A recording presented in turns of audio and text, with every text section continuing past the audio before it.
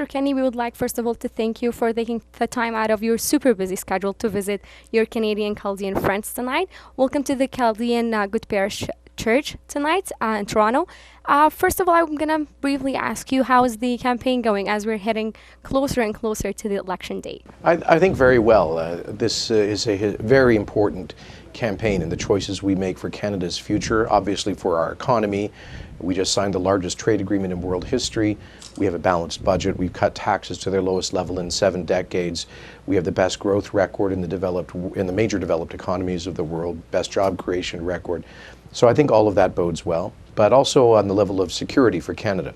We want to ensure that Canada does not experience the kind of threats to its security we see elsewhere, including, of course, in the Middle East. This is one of the reasons we look forward to welcoming more Iraqi and Syrian refugees, such as those I'm meeting today, but doing so in a way that protects Canada's national security. We'll be doing appropriate screening and, as much as possible, focusing on people who are the victims of terrorism in the region, who are uniquely vulnerable. Since we talked about this, I would like to ask you there, as a dual citizen, just personally, I came to Canada 4 years ago. I am Canadian Iraqi. I'm dual citizen. Thank you. And people like me, and especially the Chaldean community, they have big concerns about, because there are a lot of misconceptions going around the Bill C-24.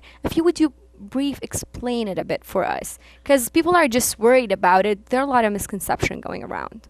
Well, there really shouldn't be. It's very straightforward. We need to have some instrument to revoke citizenship from violent terrorists who attack Canada, and that's what the bill is for. So we have a young Canadian who joined, over 130 Canadians that we know of who have joined Daesh in Syria and Iraq, who are involved in genocide and against the Christians and other people of the Middle East.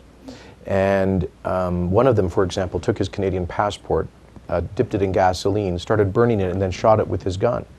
We think if he shows up at a Canadian embassy and asks for a new passport, he shouldn't get one. If we have any legal way of preventing him from coming back to Canada, we should. And that's what Bill C-24 is about.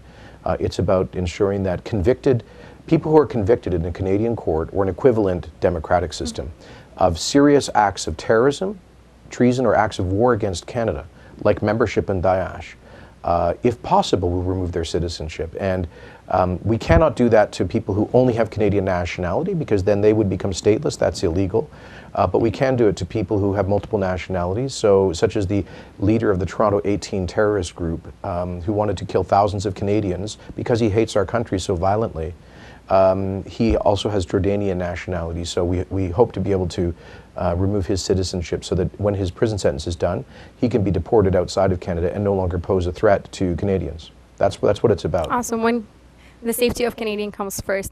One more question, Mr. Kenney. As a person who visited the refugee campus in many countries, Lebanon, Turkey, and even Jordan, and you saw how those people are living and their condition, do you think Canada is doing enough, or should Canada be doing more to help these refugees, and especially the religion minorities, the Syrian and the Iraqis? Well, we're the 5th largest donor to humanitarian aid to the Iraqi and Syrian refugees and internally displaced people.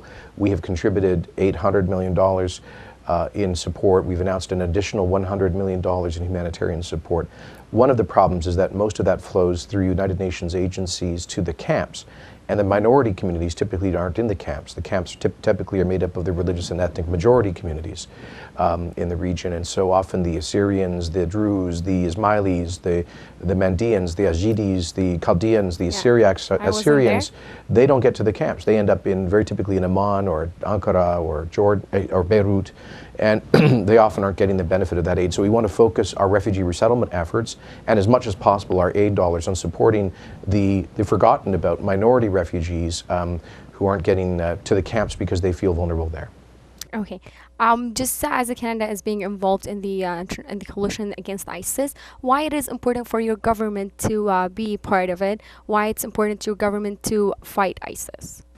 Because, excuse me, ISIS, Daesh, is an organization that has effectively declared war on Canada.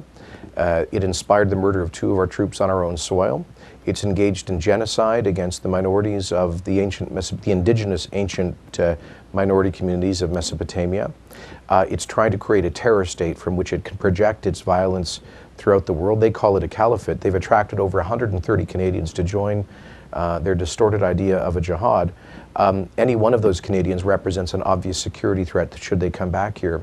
And if Daesh succeeds in actually creating something like a caliphate, a terror state, that will likely be succeed in recruiting and radicalizing other young Canadians, and that's a very serious problem. Well, thanks a lot, Mr. Kenney. We don't want to take more of your Thank time. you. We know you're super busy. It's been a pleasure meeting Thank you. you. And thanks again. And we also thank Canada for being such a supportive. I personally am a refugee from Iraq, and I just came here 4 years ago. And here I am now meeting God bless you. the Minister Amazing. of National Defense. Thanks a lot. Shalom alaikum. Assalamu alaikum. Thank you. Thank you.